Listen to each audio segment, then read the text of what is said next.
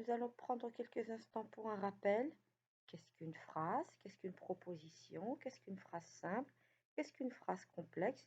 Qu'est-ce qu'une proposition principale? Puis, qu'est-ce qu'une proposition subordonnée? Ce qui nous amènera à définir une subordonnée relative, une subordonnée conjonctive complétive et une subordonnée finalement interrogative indirecte.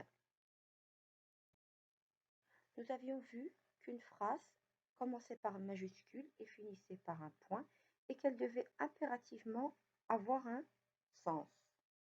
Dans une phrase, il ne fallait pas confondre phrase et proposition. Pour faire la différence, il suffisait de compter, je vous l'avais expliqué, le nombre de verbes. Pour l'instant, nous en tiendrons au verbe conjugué. Une phrase qui n'a qu'un verbe conjugué est appelée une phrase simple. Une phrase simple est égale à une proposition. Une phrase simple contient une seule proposition. Par contre, une phrase qui contient plusieurs verbes conjugués est une phrase complexe. Une phrase complexe peut être de plusieurs types. Nous pouvons avoir des indépendantes, nous l'avions déjà vu, indépendantes juxtaposées, indépendantes coordonnées. C'était deux propositions qui étaient indépendantes, qui avaient un sens par elles-mêmes, qui ne dépendaient pas l'une de l'autre. Puis nous avions vu les phrases subordonnées. Les phrases, complexes, qui contenaient une proposition principale et une proposition subordonnée. La proposition principale est toujours accompagnée d'une deuxième qu'on appelle une proposition subordonnée. On l'appelle parfois la locomotive de la phrase, puisque c'est elle qui va donner un sens à celle-ci. Et la proposition subordonnée va servir de wagon à la principale. Nous avions également vu qu'il existait plusieurs subordonnées. Nous avions vu la subordonnée relative, nous avions vu la subordonnée complétive, principalement la conjonctive, et aujourd'hui nous allons étudier la subordonnée interrogative indirecte. Nous allons donc commencer par revenir sur la subordonnée relative avec un exemple devant vos yeux. L'enfant a cassé le jouet que sa mère lui avait offert.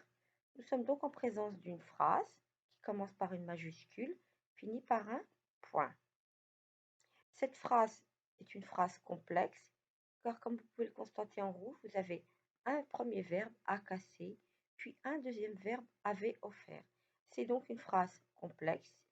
C'est une phrase composée de deux propositions. La première, l'enfant a cassé le jouet. La deuxième, que sa mère lui a offert.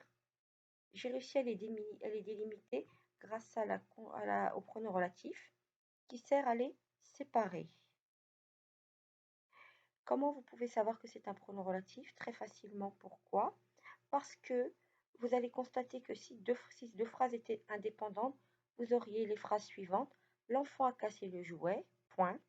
Sa mère lui avait offert ce jouet. Vous avez une répétition du mot jouet qui, pour être évité, a nécessité la transformation de la phrase. Le mot jouet a été remplacé par la proposition, par le pronom relatif que. Le pronom relatif que est mis en place. Il est toujours derrière son antécédent. On appelle antécédent le mot qui le remplace. Nous avons donc deux propositions. La première est une proposition principale, l'enfant a cassé le jouet. La seconde est une proposition subordonnée relative. Et vous remarquerez le pronom relatif que qui remplace le jouet qui est son antécédent, excusez-moi. Pour rappel, ce sont des notions que nous avions déjà étudiées. Quelles sont les fonctions de la subordonnée relative? Elle est toujours fonction de complément de l'antécédent. Son antécédent peut être un nom, comme on vient de le voir, le jouet. Ça peut être un groupe nominal ou un pronom. Elle est toujours expansion du nom. Je vous renvoie au cours sur les expansions du nom. J'ai parlé d'antécédent, mais dans certains cas, le pronom relatif peut ne pas avoir d'antécédent. C'est souvent le cas dans les proverbes. Qui vivra, verra. Qui va à la chasse, perd sa place. Là, l'antécédent est sous-entendu. Celui qui, la personne qui vivra, verra. Les outils de subordination qui sont mis en place, on les appelle dans le cas d'une subordonnée relative les pronoms relatifs, ils peuvent être de deux formes. La première, c'est ce qu'on appelle la forme simple, qui, que, quoi, dont, où. Et les formes composées, auquel, lequel, quand ils remplacent un antécédent qui commence par une préposition. Ces formes-là sont...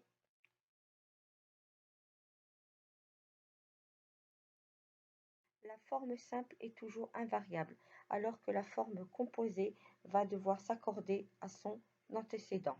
Vous avez deux exemples à votre disposition. J'aime le stylo que tu m'as offert.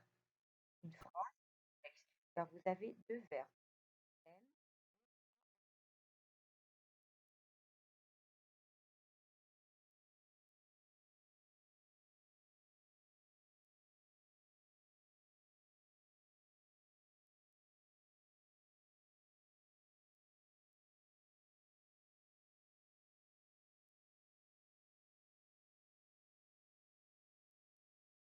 Passons au deuxième type de subordonnée, qui est la subordonnée complétive conjonctive. Pour rappel, il existe trois types de complétifs. La subordonnée conjonctive, que nous avons déjà étudiée, la subordonnée interrogative, c'est celle que nous allons découvrir aujourd'hui, et la subordonnée infinitive. Nous la verrons plus tard, les années prochaines. Mais je vous les donne toutes les trois pour que vous ayez une idée d'ensemble. Pour rappel, les fonctions. Dans le cas de la subordonnée conjonctive, elle était très souvent complément d'objet. On la retrouvait avec un verbe d'opinion, de déclaration, dire, croire, etc. Un verbe de volonté, je veux que, je souhaite que, parce qu'elle est toujours introduite par la conjonction de subordination que, à ne pas confondre avec le pronom relatif que. Je vous avais déjà expliqué comment les reconnaître. Vous devez regarder s'il peut être remplacé par un antécédent, c'est qu'il est pronom relatif. Dans le deuxième cas, c'est qu'il est conjonction de subordination. Une petite astuce, que quand il est conjonction de subordination, il est toujours précédé d'un verbe dans la très grande partie des cas. Je crois qu'il est en retard, vous voyez bien. Il suit un verbe. Je veux qu'il neige, je crains qu'il ne rate le bus. Et là, ça nous ramène au mode indicatif ou subjonctif, nous l'avions déjà vu. Nous avions vu dans quel cas est-ce que le mode subjonctif était utilisé, crainte, incertitude, etc. Et dans quel cas on utilisait le mode indicatif, certitude, quand on donne son opinion, quand c'est quelque chose de sûr, etc. etc. Donc comme je vous l'ai dit, il pouvait avoir pour fonction complément d'objet. Il peut également être sujet. Quand on dit par exemple qu'elle mente m'étonne, c'est-à-dire le fait qu'elle mente m'étonne. Il peut également être attribut. Mon rêve est que tu viennes. Vous voyez clairement que le verbe est, qui ne peut être suivi que d'un attribut. Donc l'attribut, au lieu d'être un adjectif ou un groupe nominal, il est dans ce cas-là une proposition subordonnée complétive. Tout ceci était des rappels. Nous allons maintenant passer à la leçon d'aujourd'hui, la subordonnée interrogative indirecte. Pour rappel, je vous donne un petit exemple, une phrase courte. Le professeur me demande, de ouvrez les guillemets, connais-tu la réponse? Là, vous pouvez voir, grâce à la ponctuation, il s'agit du discours direct. Nous avions étudié dans les cours passés le passage du discours direct au discours indirect ou rapporté. La phrase devient donc, le professeur me demande si je connais la réponse. Nous avons supprimé la ponctuation et à la charnière de ces deux propositions, nous avons rajouté si qui remplace dans le cas d'une interrogation totale. Le pronom a été changé et nous arrêtons là. Ce qui est important, c'est que quand il y a un passage du discours direct au discours indirect, là nous avions deux phrases indépendantes. Elles étaient juste coordonnées, vous voyez, excusez-moi, juxtaposées, comme vous pouvez le voir grâce à la ponctuation. Quand vous allez passer au discours direct ou rapporté, ces deux phrases, ces deux propositions ne vont plus faire qu'une seule. Donc, nous allons avoir deux propositions. La première principale, le professeur me demande, puis la deuxième subordonnée qui dépend de la principale, si je connais la réponse. Et quelle est la nature de cette subordonnée? On va l'appeler interrogative indirecte. Pourquoi?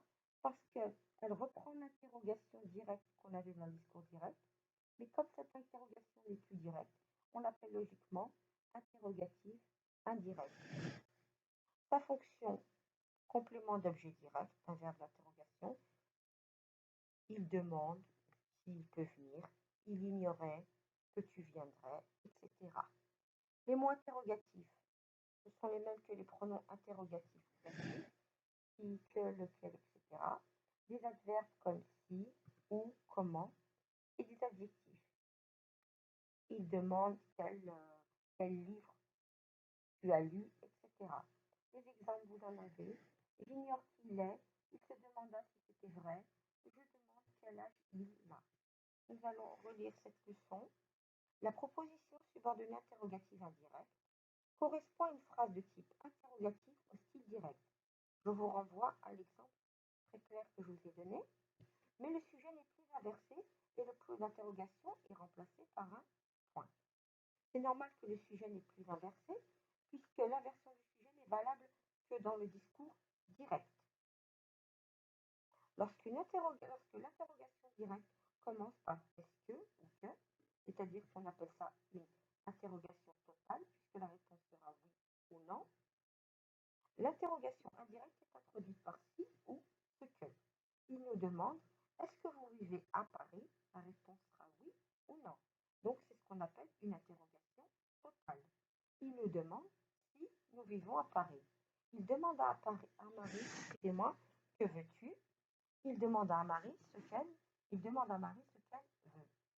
Une petite remarque, on peut remplacer les propositions subordonnées complétives ou interrogatives indirectes par un groupe nominal complément d'objet. Je redoute que tu ne partes, tu redoutes ton départ. Il lui demande pourquoi il part, il lui demande la raison de son départ. On peut toujours nominaliser une subordonnée complétive.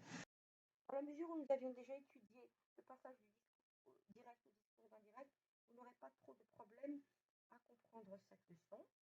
Je vais vous donner 3 exercices. Le premier, chaque exercice portera sur un point différent du cours. Le premier, je vous lis la consigne, placez les propositions introduites par que en subordonnées complétives et relatives. Nous l'avions déjà vu, et je viens de vous le répéter, ce peut être entre autres pronom relatif ou conjonction de subordination. Vous devrez faire cet exercice à l'écrit. Pour vous aider, nous allons faire ensemble le premier petit A. Je suppose que tu es ému. Nous avons une phrase, majuscule, point. Nous avons deux verbes conjugués, suppose et ému. Donc vous pouvez les mettre dans un cadre. Donc vous avez tout de suite repéré, vous aviez deux propositions. Elles sont séparées par que. Donc vous avez une principale, je suppose, et une subordonnée que tu es ému. Maintenant, vous devez définir de quel type de subordonnée il s'agit. Il pourrait s'agir d'une complétive comme il pourrait s'agir d'une relative. Là, vous avez un moyen très simple de le savoir. C'est une relative. Vous pouvez, elle doit forcément, le premier relatif doit forcément se trouver derrière son antécédent qui est normalement un nom. Je constate que j'ai un verbe.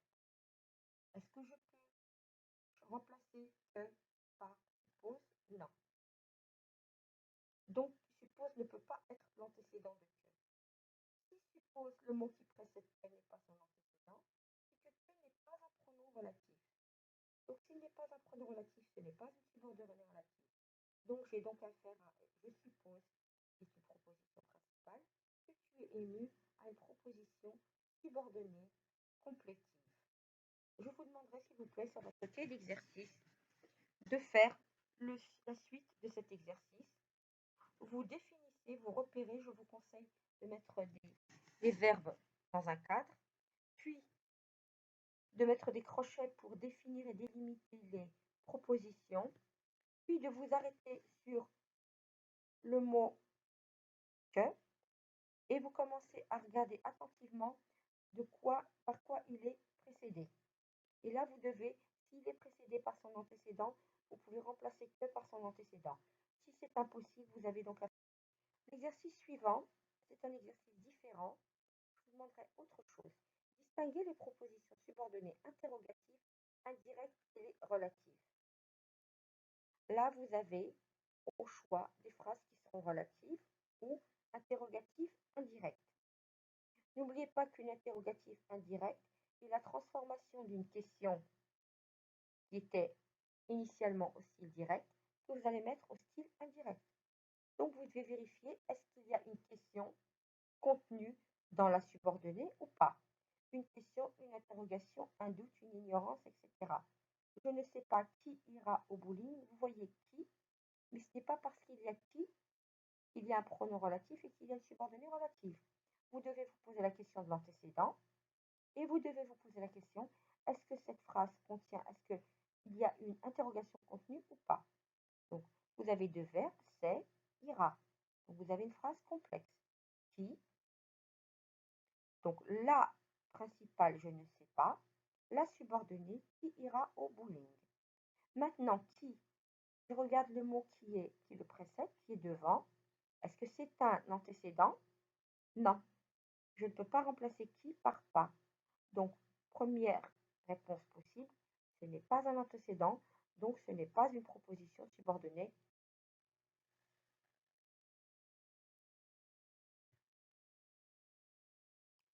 Je répète, vous devrez faire cet exercice, s'il vous plaît. Vous l'écrivez sur votre cahier d'exercice, le numéro 1, le numéro 4, le numéro 6. Si vous deviez rencontrer des difficultés, vous avez sur la plateforme une partie réservée aux commentaires. Vous n'aurez qu'à remplir le commentaire, poser votre question à laquelle je répondrai. Sans aucune hésitation, sans aucun retard, je l'espère. La correction sera faite ultérieurement sur Zoom pour plus d'interactivité. Et cette vidéo touche à sa fin et je vous souhaite bon courage. Nous nous retrouverons donc pour la correction. Excusez-moi.